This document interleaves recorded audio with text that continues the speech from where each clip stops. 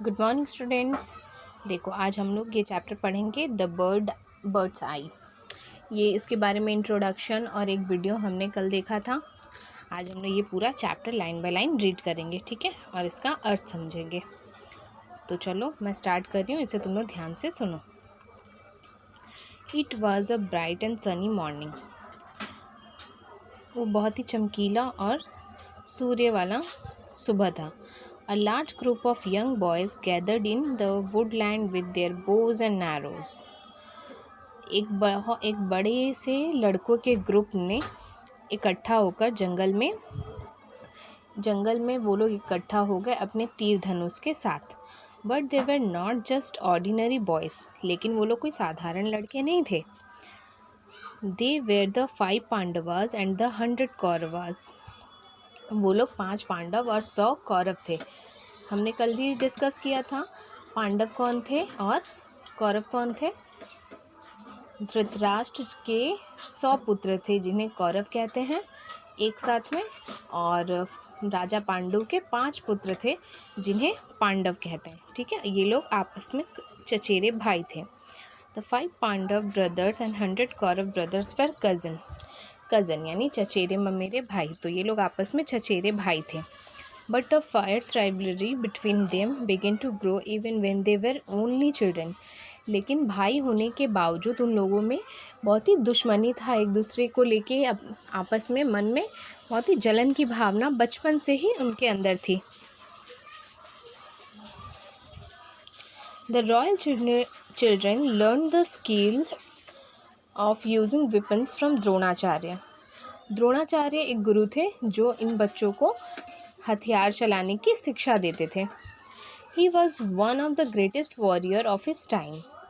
द्रोणाचार्य जो है वो अपने समय के बहुत ही महान योद्धा थे।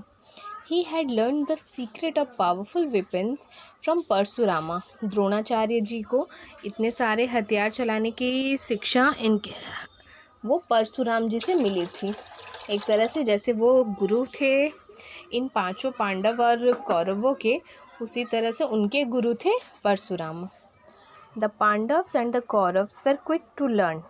वो लोग बहुत जल्दी ही सीख गए। They soon picked up various skills. उन्होंने बहुत जल्दी ही बहुत सारे हथियार चलाना सीख लिए। All the prince learn the use of all weapons. सारे राजकुमार सभी तरह के हथियार चलाना सीखते थे। Each of them had their own favourite weapons. हर एक का अपना एक पसंदीदा हथियार था। चलाना तो वो लोग हर एक की शिक्षा देते थे, लेकिन कुछ कुछ उनका फेवरेट था। जैसे तुम लोग भी बहुत सारे सब्जेक्ट्स पढ़ते हो, Hindi, English, math, history, geography, पर तुम लोग का कोई एक सब्जेक्ट फेवरेट होता है ना, उसी तरह से उन लोगों का भी था। Duryodhana and Bhim favoured the mess यानी कि गदा। दुर्योधन और भीम को गदा चलाना अच्छा लगता था। Yudhishthir's choice of weapons was the spear. Yudhishthir को भाला पसंद था। स्पेयर यानी भाला। Arjun was fascinated by bows and arrows. Arjun को तीर धनुष चलाना अच्छा लगता था। The twins Nakul and Sahadev were most comfortable with sword. Nakul और सहदेव जो जुड़वा भाई थे, उन्हें तलवार चलाना बहुत ही अच्छा लगता था।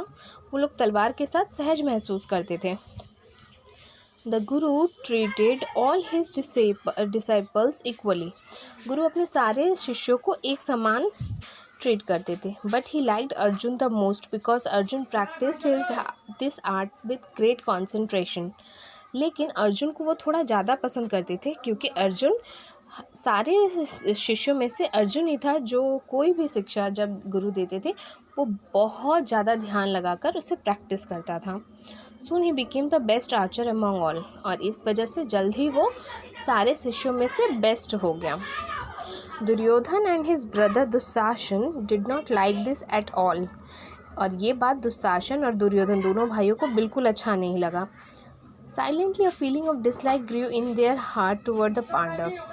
और धीरे धीरे करके पांडवों के लिए उनके मन में जलन की भावना या नफरत पनपने लगा। One day they openly criticized their guru for showing favor toward Arjun. और एक दिन वो सबके सामने अपने गुरुदेव से झगड़ जाता है कि आप क्यों अर्जुन को इतना ज़्यादा पसंद करते हैं या उसे ही इतना अच्छा क्यों मानते हैं, इस वजह से। They told him that they were not only less skillful in archery, और वे बोलते हैं कि हम लोग भी कोई कम नहीं है ये सारे चीज़ों को सीखने करने के लिए, उन लोगों को भी आता है। As a reply to their criticism, Dronacharya arranged for a test to pick out the best archer among them, और उनके उस दुर्योधन के इस सवाल का जवाब देने के लिए गुरु द्रोणाचार्य जी ने एक टेस्ट अरेंज किया, मतलब उन्होंने एक परीक्षा रखा ये जानने के लिए कि कौन सबसे बेस्ट है। On that particular day, Guru Dronacharya asked the student to gather by the woodland near his ashram, और उन्होंने एक दिन निर्धारित किया उस परीक्षा के लिए और सभी राजकुमारों से कहा कि वे उनके आश्रम के पास आ जाएं। He had placed a wooden bird, और उन्होंने एक वुडन बर्ड, एक लकड़ी का चिड़िया जिस पर आँख बना हुआ था, उसे लाकर एक पेड़ पे रख दिया। ठीक है, आज हम लोग यहीं तक पढ़ेंगे, इसके बाद आगे की कहानी हम लोग नेक्स्ट वीडियो में सीखेंगे। अभी तुम लोग इसे पूरा रीड करना और करके जितना वर्ड मीनिंग मैंने बताया है इसमें ऑलरेडी मैंने लिखा है, तो तुम लोग इसे कॉपी करना। आज का होमवर्क यही है। ओके।